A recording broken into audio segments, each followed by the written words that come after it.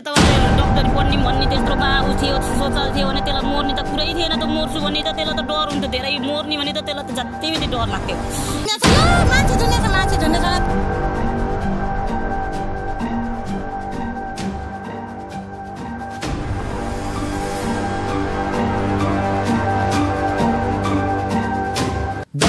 नमस्कार म Sujal GM classic Nepali channel हेरेर बसिरहनुभएका सम्पूर्ण दर्शकहरूलाई स्वागत छ।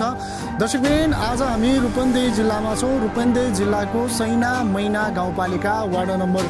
9 मा एउटा अत्यन्तै दुःखदायक घटना घटेको छ। त्यही बुटामा झुन्नेको मैले देखेकी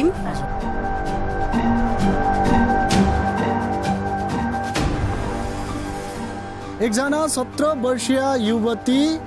कृष्णला रसाईले घरबाट कम्प्युटर पढ्न जान्छु भनेर बिहानको 10 बजे निक्लेकी थिइन् भने सोही दिन करिब दिउँसोको 3 बजे उनी घरदेखि केही नजिकै रहेको एउटा जङ्गलको सानो रुखमा झुन्डिएको अवस्थामा मृत फेला परेकी छिन्। यही घटनाको सत्य तथ्य बुझ्नका लागि हामी यति बेला यो घटनास्थलसम्म आइपुगेका छौँ। भिडियोलाई अन्तिमसम्म हेर्नुहोला। भिडियोलाई अन्तिमसम्म हेरिसके पश्चात तपाईँहरूको मनमा लागेको कुरा कमेन्ट बक्समा लेख्नुहोला भन्दै अब भने म घर परिवारसँग जोडिन्छु।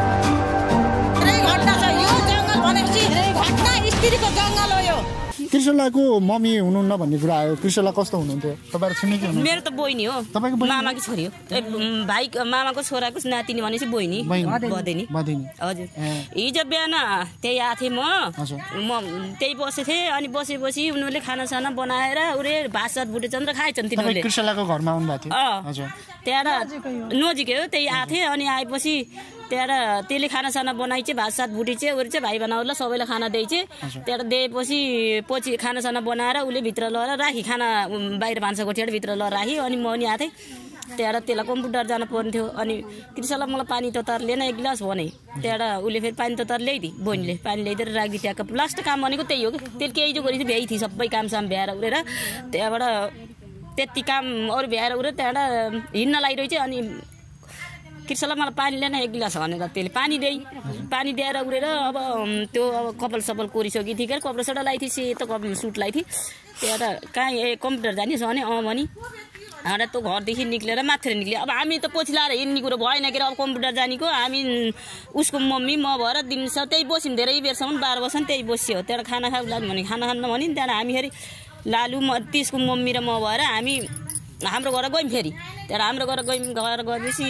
खाना खाइकन लाली खाना खाम दुई बहिनीले भने दिदी खाना मन पनि लागेन भने तिनले हिजो केही कामै गरिएनन् कुन्नी के भएर तिनले पनि काम गरिएनन्। हामी दुई बहिनी चाहिँ बसे खान त्यही जाँगरै नलाएर त्यसले घाँसै काटी खाइन त त्यहाँ त्यत्रो लोइन भइसक्यो घाँस पनि काटिकन हामी दुई बहिनी गएर फेरि हाम्रो घर गयो। त्यहाँ घर गएपछि मैले अनि सब्जी थिएन त्यहाँ यत्रो 12-1 बज्न लाग्यो के तान्यो घर केटाकेटीले पकाइदिए छैन होला टमाटर लग्छु अनि चटनी बनाएर खान पर्ला भनेको फेरि उनी पनि बहिनी पनि गइन् कि अब बहिनी अब बहिनी भन्छु गरेर त्यसको कृष्णलाको मम्मीलाई त्यहाँ तँ र सानो मम्मी हुनुहुन्छ बहिनी त्यसलाई बहिनी भन्छु गरेर फुपूकी छोरी हुन्। त्यहाँ तिनी र म भएर हाम्रो घर गयौँ। त्यहाँ टमाटर किने त्यहाँ तिमीले पनि खाना खान्छौ भने पार मैले सब्जी लान्छु भने खान्न कि दिदी मलाई खाने मन छैन भने त्यहाँ त्यही पनि जबरजस्ती गरेर एउटा चाउचाउ निकालेर लर घर त्यहाँ चाउचाउ उमाल्दै तिमीले पकाऊ आज मलाई अल्छी लाग्छ भने मैले त सक्दिनँ दिदी पकाउनु मलाई अल्छी लाग्छ भने त्यहाँ मैले त्यो भात बनाइदिएको थिएँ केटाकेटीले अनि त्यही चाउचाउ उमालेर खाइयो। खाना बित्तिकै अनि म त जान्छु दिदी मलाई त बेर भयो भनेर आएपछि जाउ घाँस पनि छैन एउटा मुठी त्यत्रो भैँसी लोइनु भैँसी छ घाँस पनि छैन। आज बिहान कृष्णलालाई र बहिनीलाई काट्न लगाइदिए भने हुन्छ तिमीले खाना बनायो भने हुन्छ भनेको बनाउन कुनै अल्छी गरेको थिएँ के अरे हिजो त काटेका हुन् आज काटेनन् भनिन्। त्यसो भनेपछि तिनी घरतिर आइन् म घर बसेँ। त्यहाँ घर बसेपछि मलाई हिजो उता टाढो बढ्छु खेतमा जाने काम थियो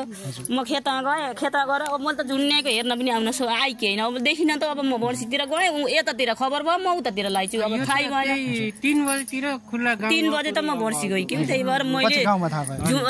झुन्न आएको भने देखिनँ। अरू त सबै हिजो बिहान त्यस्तो झगडा आमा छोरीको झगडा भयो होला यताउति त भन्ने त कुरै भएन कि आमा छोरीले मिलेर खानासाना बनाएर खाएर उडेर उता कम्प्युटर जान्छु भनेर हिँड्ने के हो। अब त्यो त्यस्तो घरको बारेमा त त्यस्तो त भएन। घरको घरेसी कुराकानीले झगडाले गर्दाखेरि होइन त हुँदै होइन। अब म त्यही सब हामीले दुई बहिनी सँगै बसेर खाना बनाएर खाना राखिदिएर उडेर गइकियो त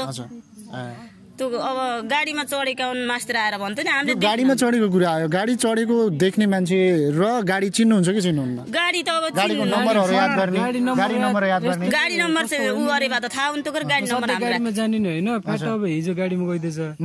अब भाउ ढिलो भयो होला के भयो होला हैन गाडीमा चढ्दा त्यो भाउजूले देख्नु भयो थियो रे अब खासै ख्याल गर्नु गाडीमा भाउजू भन्नाले उहाँको कान्छी मम्मी नै मैले मामी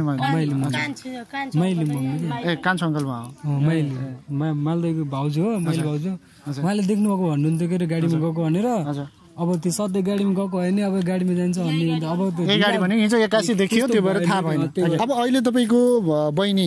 भतिजी उहाँ चाहिँ यस्तो अवस्थामा फेला पर्नु भएको छ हैन एकदम दुःखको कुरा हो तपाईहरु एकदम पीडामा पनि हुनुहुन्छ हैन अब भर्खरको खाउ खाउ लाउ लाउ भन्ने उमेरको नानी यस्तो अवस्थामा झुन्डेको अवस्थामा भेट्दाखेरि त परिवारलाई पक्कै पनि पीडा हुन्छ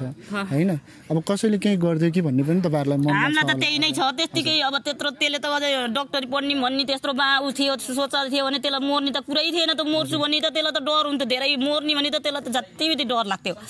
अब त्यस्तो भयो कि मान्छेले आफै मरियोली भन्ने त मलाई त लाग्दैन हजुर तपाईलाई लाग्दैन त्यो आफै मरियोली भन्ने त हामीलाई त लाग्दैन गाडीको कुरो पनि यस्तो भयो सर अब हामीले अब गाडी सधैँ देख्ने भए त यही गाडी हो भन्ने पत्ता लगाउन हुन्थ्यो अब गाडीमा त्यसरी जथेर बाई उठेर हिँड्ने भए एउटा कुरो हुन्थ्यो अब त्यो गाडी कतिखेर गयो कसको गाडी आयो कसरी ल भन्ने अब यो कसरी पत्ता लगाउने गाडीमा कोही मान्छे थियो थिएन भन्ने कुराहरु तपाईलाई थाहा छ ड्राइभर मात्रै थियो ड्राइभर मात्रै एक्लै थियो हजुर ड्राइभर मात्रै एक्लै थियो एक्लै थियो मैले नि अब तपाईहरु चाहिँ त्यो गाडीमा चढेर आएको कारणले गर्दाखेरि कहीं कतै त्यो गाडीको मान्छेले हो कि भन्ने हामीलाई हो त्यसैले त्यो त्यसको बारेमा पनि अनुसन्धान होस् त्यो गाडी कसको के होस् कहीं कतैबाट पत्ता लगाएर र त्यो मान्छेलाई पनि सोधपुछ गरियोस् र घटनाको सत्य तथ्य अनुसन्धान भएर हत्या गरेको भने हत्यारालाई कारबाही होस् भन्ने कुराहरु छ तपाईहरुको माग हो हजुर तपाईहरु चाहिँ त्यही भन्नुहुन्छ त्यही भने हामीले त त्यो आफै मरियोली भन्ने हामीलाई मनमै छैन हैन मरियोली भन्ने त हामीलाई सोचमै छैन त्यो आफै मर्दै मरि छैन अब त्यहीको उनाले मारेर उरेर अब लिएर यहाँ झुन्नाइदियो कस्तो उहाँ चाहिँ कस्तो हुनुहुन्थ्यो स्वभावको हिसाबले कृष्णला चाहिँ कस्तो हुनुहुन्थ्यो अब सुभाष भनेपछि त त्यस्तो झगडा गर्ने यता उति मेरो बा लप्पन छप्पन अब ना उस थियो त्यस्तो त हामीले त देखेन किनकि पछिल्लो समय बोयफ्रेन्डले बोलाएर यही अगाडि पनि कञ्चनमा घटना घटेको थियो एउटा बोयफ्रेन्डले राति भेट्न बोलाएर पछि चाहिँ मृत अवस्थामा फेला परेको थियो करुणा गर्थी हैन त्यस्तो खालको हो कि भन्ने खालको तपाईहरुले त्यस्तो खालेमा त हामीले त अब फोनै थियो भनौँ भने फोन पनि चलाउन नाति अब त्यही कहिले आफ्ना दिदी बहिनीको बाबुहरूको चलाउने कुरो त अलग भयो उनको आफ्नै मोबाइल थियो आफ्नो मोबाइल थिएन अब हिजो अस्ति बेलुकी साथी आएको अरे त्यहाँ त्यो साथीले मोबाइल त्यसलाई दिएको अरे चार्ज गर्न भनेर दिएको भन्थे त्यो मोबाइल त्यही राखेर रातैभरि त्यही भयो अब तिनी अब तँमा केटी आएनन् अरे मोबाइल ल्याउन भनेपछि त्यो मोबाइल त्यसैले लिएर हिँडेको अरे भन्ने कुरो रातभरि कृष्णलाले मोबाइल राखी दर्शकबिन कृष्णला रसाइली बहिनी जो चाहिँ झुन्डेको अवस्थामा मृत फेला पर्नु भएको छ यो बाटोको नजिकै रहेको एउटा सालको बोटमा चाहिँ उहाँ झुन्डेको अवस्थामा मृत फेला पर्नु भएको छ यही घटनाको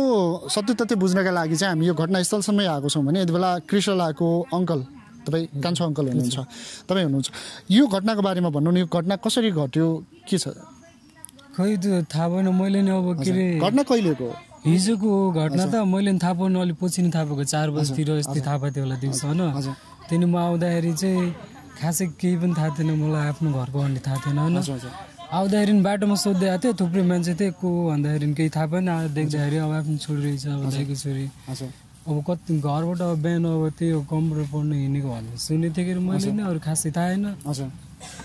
17 वर्षको मात्रै हुनुहुन्छ कम्प्युटर पढ्नका लागि भनेर घरबाट गएको बाटोमा निक्लेपछि त्यहाँबाट अब यस्तै एउटा कार आएको रहेछ त्यस्तै गाडीमा चढेर आएको भन्ने अब थाहा पाएको कुरो मैले सुनेको मैले पनि देखेन होइन नदेखेको त बोल्ने कुरा होइन त्यही अब आएर हेर्दाखेरि अब यस्तो यस्तो भयो अब के भएको कहाँबाट के भयो अब अचम्म लाग्यो कि सोच्दै नसोचेको घटना घटिसक्यो होइन कृष्णलाको मम्मी हुनुहुन्न भन्ने कुरा पनि आयो हजुर मम्मी हुनुहुन्न भन्नाले के खास खुलाइदिनु न मम्मी नभएको कुरा मम्मी त यस्तो पहिले अब हामी सानसानो थियौँ त्यस्तो खासै थाहा थिएन त्यतिखेर पहिले अब छोडेको मम्मीले त पछि अब मम्मी अहिले खै कता थाहा होइन खासै मतलब मम्मी र बुवाको डिभोर्स भइसक्यो बहुत भयो पहिले भयो यस्तै 12-15 वर्ष भयो नानी 3 वर्षको हुँदाखेरि डिभोर्स 12 त्यस्तै वर्ष भयो कि हजुर जस्तो तपाईँ घरमै बस्नुहुन्छ सँगै बस्ने एउटै परिवार हो घरमा छुट्यो अहिले छुट्टिनु भएको छ हजुर अलि उनी तपाईँ घटनास्थल आउनुभयो होला घटनास्थल हेर्नुभयो होला तपाईँलाई घटना कस्तो लाग्यो प्रकृति हेर्दाखेरि तपाईँलाई के लाग्यो प्रकृति हेर्दा त अब खै मैले त्यसरी हेर्न त सकेन होइन अब हेर्ने कुरो नि अब सक्दैन कस्तो अवस्थामा देख्नु भएको थियो तपाईँ मैले त त्यो झुन्डेको देख्नुलाई मैले त्यहाँ परबाट हेरेको तर पुरै रूपले मैले त्यसरी हेर्न सकेन कि माथिको अनुहार मात्र हल्का हेरेपछि म हेर्न सकेन त्यसपछि होइन अब सुन्दाखेरि सबैले अब के अरे कसैले लिएर मारिदिएर राखिदियो होला जस्तो भन्दाखेरि अब त्यो हेर्दाखेरि त्यो सुसाइड केस हेर्दाखेरि मैले उयो गरेर हेर्न सकेन होइन त्यो अरूले गर्दाखेरि त्यो खास तपाईँको के रहेछ यो घटना चाहिँ कुनै घरेसी कारणले या कसैको आफ्नो बोयफ्रेन्डको कुराले लगायत जुन गाडीमा चढेर आएको उनीहरूले कसैले केही गर्यो कि भन्ने खालको तपाईँहरूलाई केही कारण चाहिँ यो हो कि भन्ने खालको तपाईँहरूलाई केही छ कि छैन त्यस्तो कारण त अब मोबाइलहरू अब साथीहरूले दिएको भनेपछि अब होला नि केही न केही कारण त होइन गाडीमै चढेर आएको भनेपछि अब गाडीमा नि त यहाँ लिएर फेरि उता स्कुलमा नि गएन र त्यही पिपल डाँडा पनि झरे होइन तिनीहरू गाडीमा कसैले नि देखेको छैन कि घरबाट यहीँ झर्नु पर्ने कि सालजन गएपछि होइन सँगै त अब गाडीमा नि हुन्छ होइन हल्का केही भयो कि बिचमा केही बाटोमा होइन त्यही अब घटना घटिसकेको छ तपाईँका भतिजी उहाँ चाहिँ मृत अवस्थामा फेला पर्नु भएको छ अब यो घटनाको सम्बन्धमा चाहिँ तपाईँ के भन्नुहुन्छ तपाईँहरूको के छ त्यो जसरी न्याय पाउनु पर्यो होइन कसरी भएको अब आफै मरेको कि कसैले बाध्य बनाएको कि मार्नलाई त्यो पनि त हुन्छ नि होइन त्यो जताबाट न्याय पायो हुन्छ घटनाको सत्य तथ्य अनुसन्धान होस् जे कुरा हो त्यही कुरा बाहिर आओस् भन्ने चाहिँ तपाईँहरूको हजुर